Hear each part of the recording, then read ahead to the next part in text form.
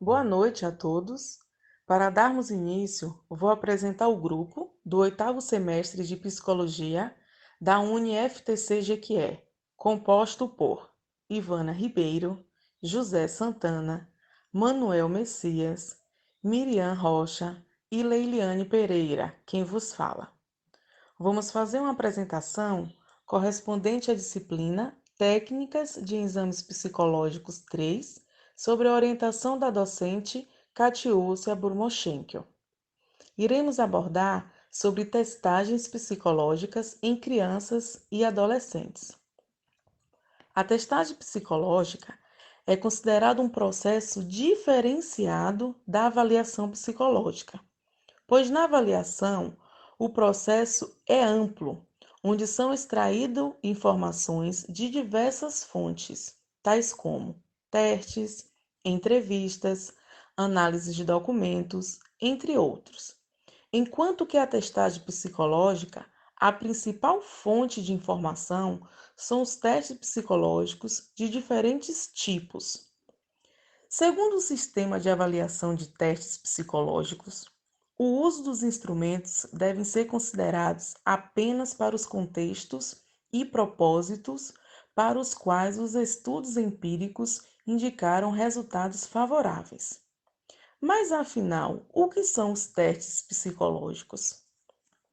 Segundo o Conselho Federal de Psicologia, é um instrumento que tem como objetivo identificar, descrever, qualificar, mensurar algumas características psicológicas através de procedimentos sistemáticos de observação e descrição do comportamento humano. São testes baseados em estudos científicos. Alguns autores, como o Campo, de 1976, Arzeno, de 1995, Cunha e colaboradores, 1986, 1993 e 2000, demonstram a importância do atendimento como um processo de investigação psicológica que deve conter um conjunto de várias avaliações psicológicas. E dentre esse conjunto de várias avaliações estão as testagens psicológicas. E nessa fase da vida, criança e adolescência, essas testagens psicológicas requer cuidados específicos, pois é preciso considerar não apenas os aspectos sintomatológicos, mas também os aspectos de desenvolvimento, os aspectos familiares e aspectos sociais. Então, é uma fase da vida em que está em constante transformações, constantes mudanças. Então, o profissional psicólogo, ele tem que se atentar mais ainda, né, para saber, para selecionar e saber quais os instrumentos mais adequados ele irá aplicar para poder extrair as informações necessárias daquele sujeito. Boa noite, professora. Boa noite, colegas. A literatura psicoterápica infantil aponta sempre a necessidade de um trabalho com os pais de crianças que procuram ajuda em qualquer circunstância.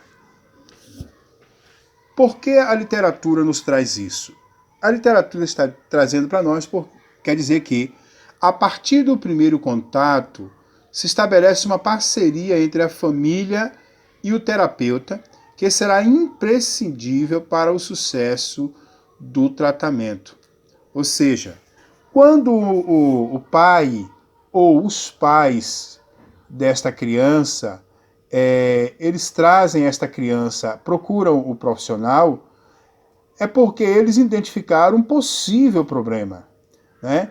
Eles olharam, observaram e entenderam que existia ali, identificaram um problema, um possível problema, e procurou-se um profissional para que pudesse ajudar. Então ele traz ao profissional, ele procura esse profissional para que o ajude, né? Então assim, esses pais, ele teve esta visão, ele entendeu esse problema e traz o seu filho. Então é necessário que nessa entrevista o profissional escute a demanda familiar, realize a avaliação prévia do caso, esclareça as dúvidas da família e explique como realizará o seu trabalho e estabelece aí, neste momento dessa entrevista, as combinações, algumas combinações de que vai ser trabalhado durante todo o processo. É nesse momento aí que a família ela precisa se abrir. É nesse momento que a família traz todas as suas demandas, tudo aquilo que elas acham pertinente, que ela justifica para o profissional o porquê que ela trouxe o seu filho, o que é que ela está vendo, o que é que ela está achando. Tudo que ela acha pertinente a esta situação, neste momento, ela traz à tona ao profissional. No entanto, o psicólogo ele deve colocar de forma. Ele deve trabalhar a possibilidade de que os pais sintam esta liberdade, sintam-se totalmente à vontade para que seja feita esses esclarecimentos. Né? Porque é nesse momento que o psicólogo vai buscar o que trabalhar as suas teses, o que é que ele vai puxar a partir dali as suas hipóteses para que possa ser observado. Então, durante o processo, a literatura nos traz que durante o processo psicoterapêutico infantil, a participação dos pais é constante, né, e essencial. Né? Eles fazem o acompanhamento, fazem a participação, onde eles participam de todo o tratamento. Então, assim, se este pai ele participa de todo esse tratamento, ele tem essa participação ativa, é notado que há de fato uma necessidade de se trabalhar, né, fazer um trabalho com estes pais. Contudo, né, são através desses trabalhos contínuos, contato contínuo com os pais, né, que é propiciado, né, o processo que dá uma propriedade melhor ao processo terapêutico dos seus filhos, ou seja, podendo acompanhar o progresso, a evolução, né, e ele pode também, durante todo esse trabalho, o pai, ele vai dando esse feedback ao psicólogo, né, que vai dar subsídio às suas intervenções. Ou seja, são os feedbacks dos pais que vão subsidiar os profissionais nas suas intervenções. E dentro desse trabalho, cria-se o espaço de escuta para os pais.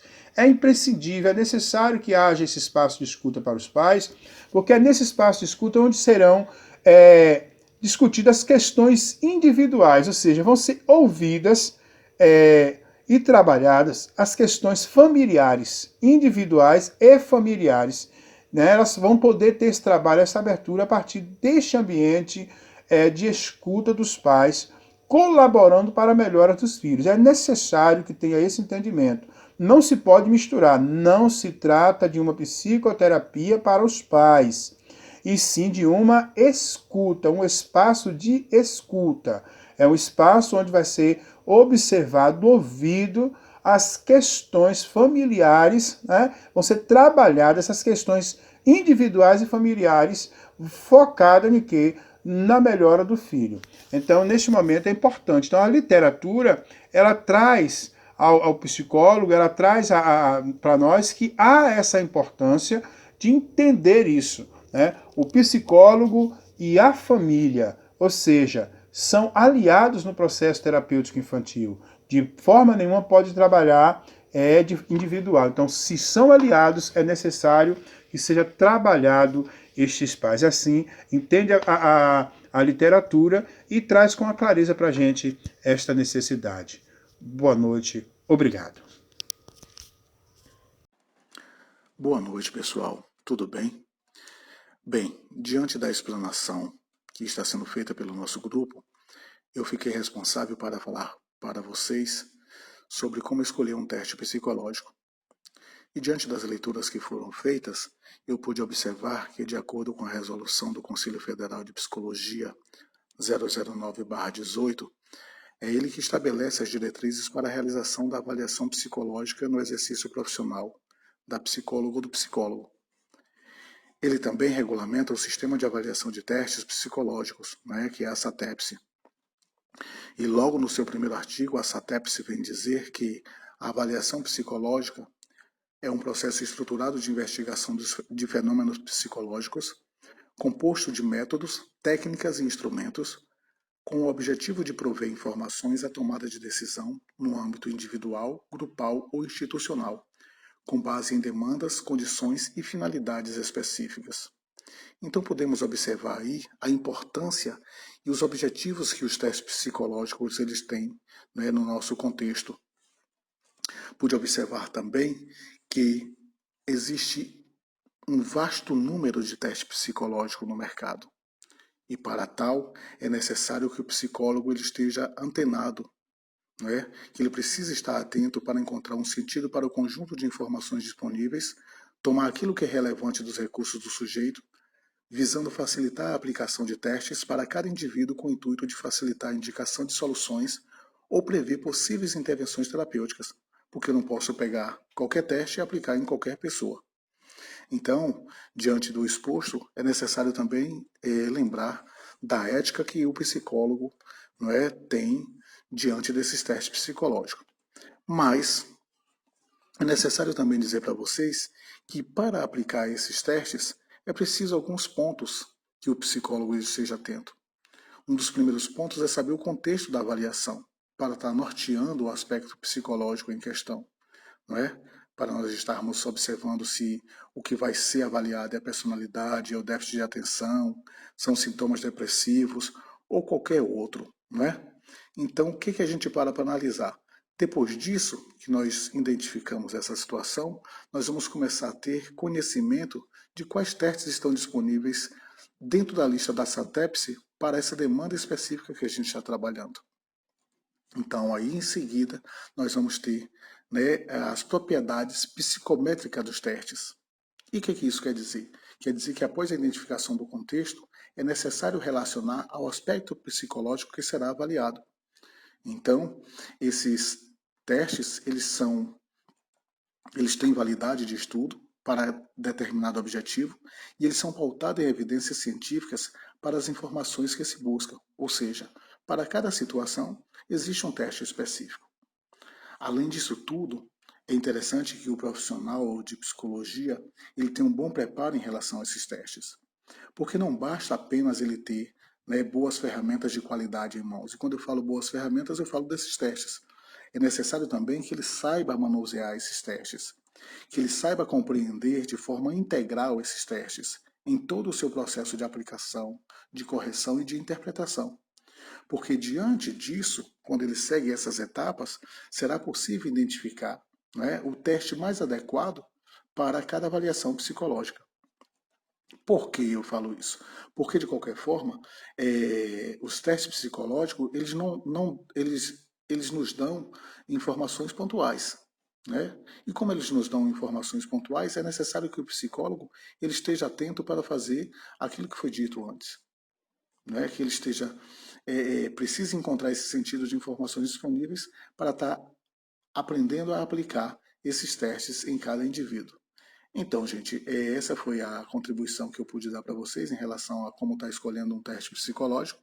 Espero que tenha sido claro e até uma próxima oportunidade.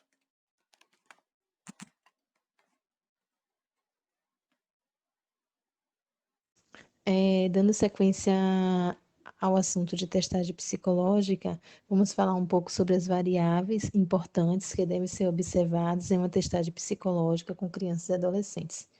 Segundo Cunha, precisamos estar atentos às características do avaliando, como, por exemplo, a gente deve observar sempre a idade, o sexo, analisar os fatores sociais e culturais que esse indivíduo encontra-se inserido, analisar também as limitações, as suas deficiências, observando sempre se essas limitações e deficiências são permanentes ou são temporárias.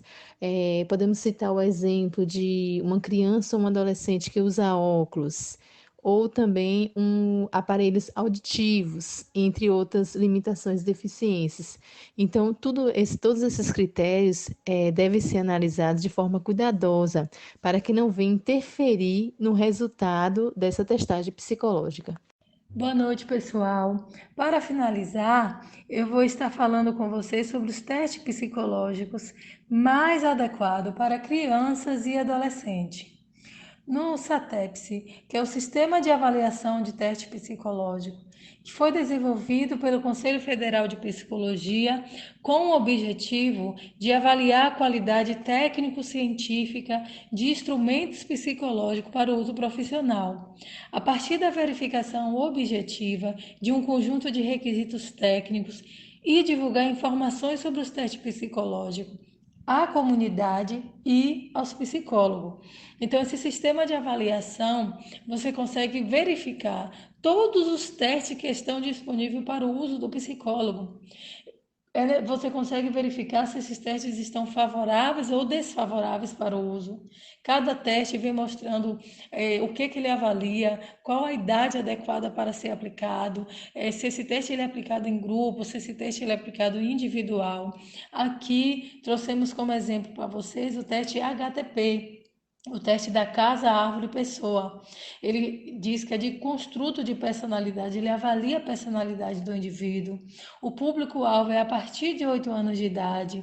A idade da amostra de normatização é a partir de 8 anos e a aplicação dele é individual. Então, além dessas informações, tem muito mais informações sobre todos os testes que são utilizados pelo psicólogo. Basta acessar o sistema de avaliação que você encontra todas as informações necessárias para o uso e aplicação do teste.